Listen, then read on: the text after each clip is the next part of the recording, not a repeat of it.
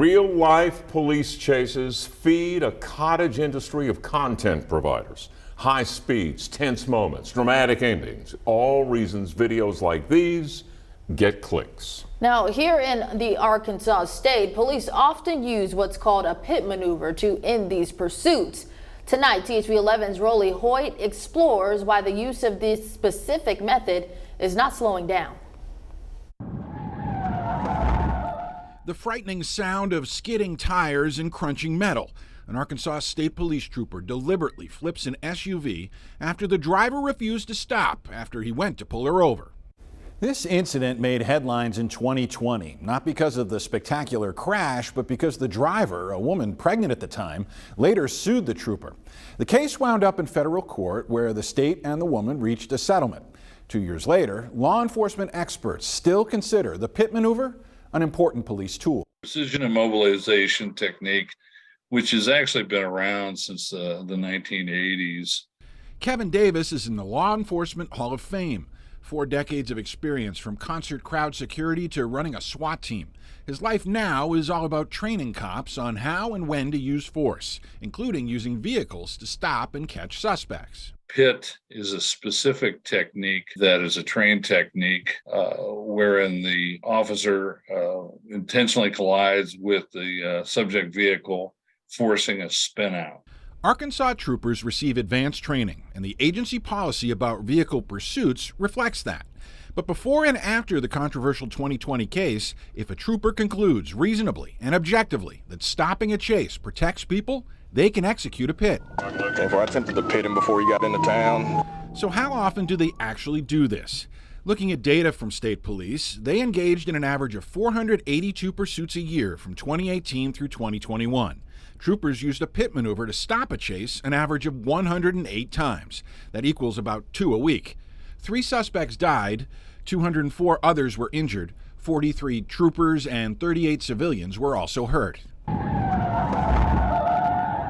Davis says a properly trained officer in a properly equipped vehicle can pit a suspect with a high degree of certainty and safety. But there's an important factor when making that decision. Normally, the pit maneuver is not done at speeds in excess of 35 miles per hour. Hands up! Hands up! Normally. But then there are chases like this. Driving in a dark blue Chevy truck with chip tags. He is going to be armed with rifle and handgun. September 15th, 2022. Arkansas State Police Trooper Joseph Killian is alerted to an allegedly armed man barreling down I-40 toward North Little Rock at more than 100 miles an hour. 42 Little Rock. I'm 1037 with them. The suspect truck swerving across all the lanes and shoulders while weaving through one of the busiest interchanges in the state, just before rush hour.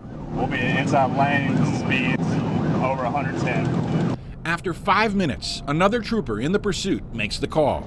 71 secondary, I got the radio. Just drive 40. When you get a chance, we get past this traffic, pit him.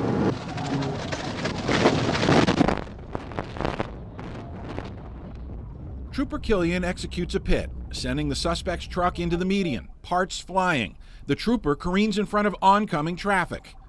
Pit, pit, pit. All of this happening well above 35 miles an hour.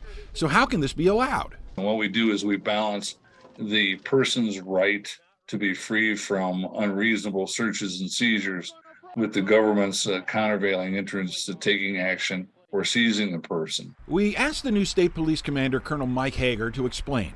He couldn't meet us in person, but sent us a statement saying partially, the agency is intentional in training troopers to make these calls. State police prioritize 3 factors once a chase is on. Reduce the risk of serious injury, 1, to the innocent members of the public, 2, law enforcement involved, and then 3, the suspect trying to get away. And because they are trained, the option is available even at high speeds. And if their perceptions are that this subject poses a risk of death or serious bodily harm to the innocent public, then, whether it's the use of a firearm or a pit maneuver or ramming, it can be used. State police say troopers know the risks. Davis wonders if more criminals knew how a chase could end, they would think twice. And the funny thing is that giving up in today's society, you're probably going to get low or reduced bail, and get out. So the risks that you present to the innocent citizens out there, because you want to get away, is certainly substantial. In Little Rock, Rolly Hoyt, THV 11 News. Now, the suspect in that September chase, David Barber, is due in court next month on charges of terroristic threatening and fleeing, and both of those are felonies. Now, training how to do pit maneuvers is expensive, and Davis says most local law enforcement agencies can't afford it. But state police tell us that troopers get 76 hours of special training as recruits and then 8 to 16 hours annually during what they call in-service training.